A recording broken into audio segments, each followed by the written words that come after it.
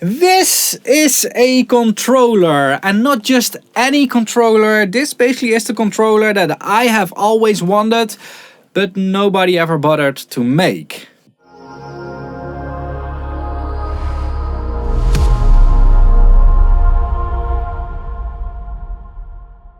I first saw this controller from Nektar at Super Booth last year, and I was literally offering them money on the spot to buy this from them. I couldn't buy it because it wasn't fully ready. But what I really appreciated about this controller is the software and the integration. For instance, SSL and Softube are doing this by basically creating plugins and plugin wrappers that you insert on every channel, and that communicates with the controller. This is a pretty awesome way of doing things, but you will always be dependent on those wrappers and on that extra workflow layer. People from Nektar are doing it different, because this thing feels like a native controller. Currently only Logic Pro is supported, but it almost feels like Apple did develop this controller instead of a third party. That is how well and how deep it is integrated. It is also the reason why other DAWs aren't available yet. They're still working on it, but they really put a lot of effort in their software. Now, the controller has two downsides, if you ask me. First one is it's made out of plastic, and that's not a big deal.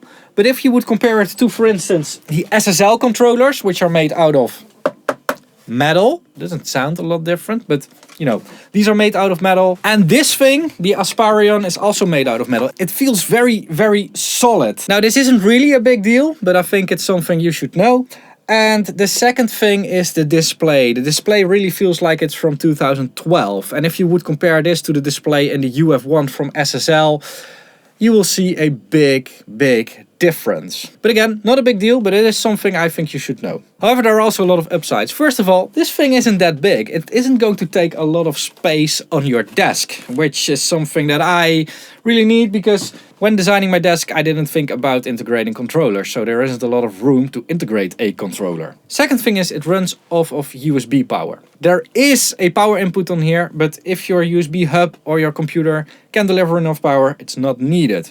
So if you are traveling with this thing, you do not need to take a power supply with you, and it makes it very, very easy to plug in and, yeah, use. Sometimes you gotta appreciate the small things. Now, on the front we have a volume fader that controls the volume of the selected track or the last touched parameter. You can switch it into select mode, and then you can control the last touch parameter either with the fader or with a small potentiometer next to it. In the center we have a lot of standard controls for playback, looping, automation, markers, all that stuff. And then on the right is where I think the magic happens. First, you have your, what I call the channel strip, where it will show all the plugins that are currently inserted on your channel. And what is really cool about this controller is how they are depending on colors. I really like to use colors and icons in my day-to-day workflow, also on my Stream Deck, because I think that a color or an icon is easier to find than text. If you gotta read text all the time, it just slows you down a little bit. Definitely when you have a lot of different parameters that you gotta figure out which one you need.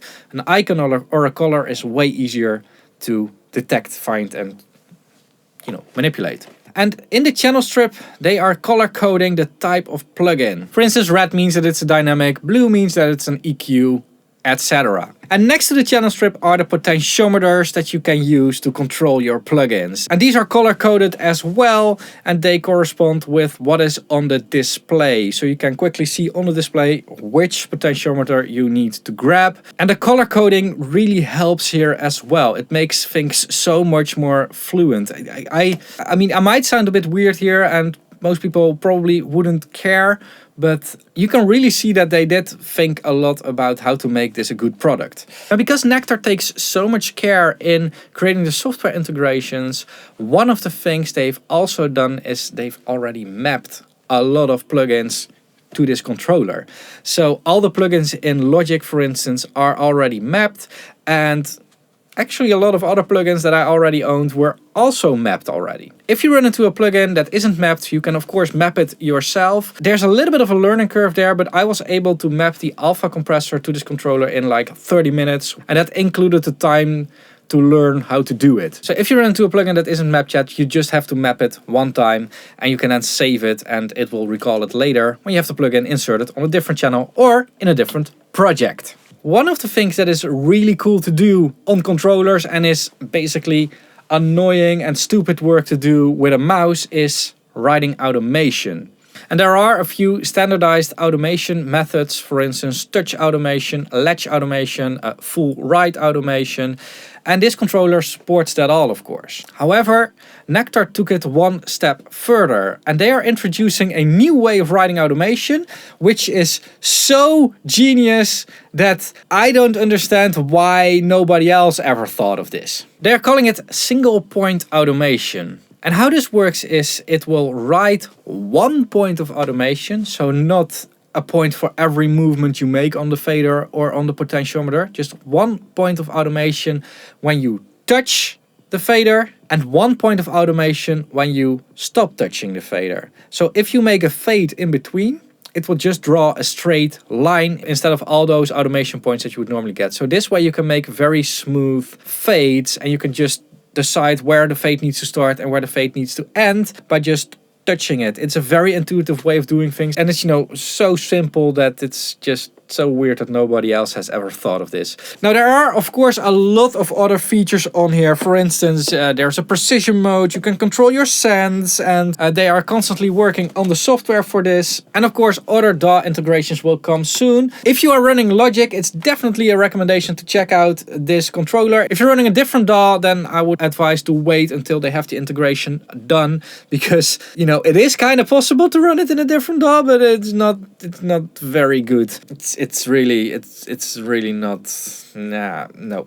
Don't try it. Just wait until they have the integration done. Now I was bitching a little bit on like the plasticness and the display in the beginning, but what should also be mentioned is the price, because this thing sells for 400 euros, which is a lot cheaper than the SSL controllers and also a lot cheaper than the Asparium controllers. So, you know, it's plastic hardware but rock solid software, and I am willing to make that trade-off because software is everything with these things. So yeah, big chance that you will see this controller end up on my desk when it finally has an integration for Reaper. However, I am in the process of testing more controllers. You saw the Asparium controller review coming soon, and I also have the Softube Console 1 coming, but nobody knows when. So yeah, I'm really figuring out what the best controller solution for me would be, and I also love to share this journey with all of you. Now, Nektar didn't sponsor this video. They did send me this unit as a reviewer's unit, as a demo unit that is supposed to be sent back. However, I'm going to ask them to take my money because they deserve it. They put so much effort in creating these controllers, and although I cannot yet use it in Reaper, it is here now and I already want to buy it. And on top of that, I've also offered them to help them with beta testing as soon as they need beta testers. That's how much I appreciate this type of control service. However, it's not for everybody, and I can imagine that for some people the SSL workflow works better or the Softube workflow works better. It's all different, but this is really the controller that I've been looking for a long time. So I'm really happy that it exists now, and I really hope that they can figure out all the software things for the other DAWs. So this was not a sponsored video, and the people from Nektar have no influence in the content of this video, and I like to keep it that way. So if you appreciate my videos and want to support me, make sure to check out my affiliate links. I'll link Thomann and Sweetwater over here and Plugin Boutique over here. The links in the description down below towards the Nektar controller will also be affiliate links. So if you buy this controller or something else in those shops, a little bit of your purchase gets kicked back to me, and that way you are supporting the channel, but it's not costing you anything extra. Another way to support me is by becoming a channel member. Channel members get early access to videos and a lot of extra content. I'll link an interesting video over here. Last way to support me and the whole YouTube platform is by watching more videos. I'll link an interesting video over here. Thanks a lot for watching, keep pushing, and bye bye.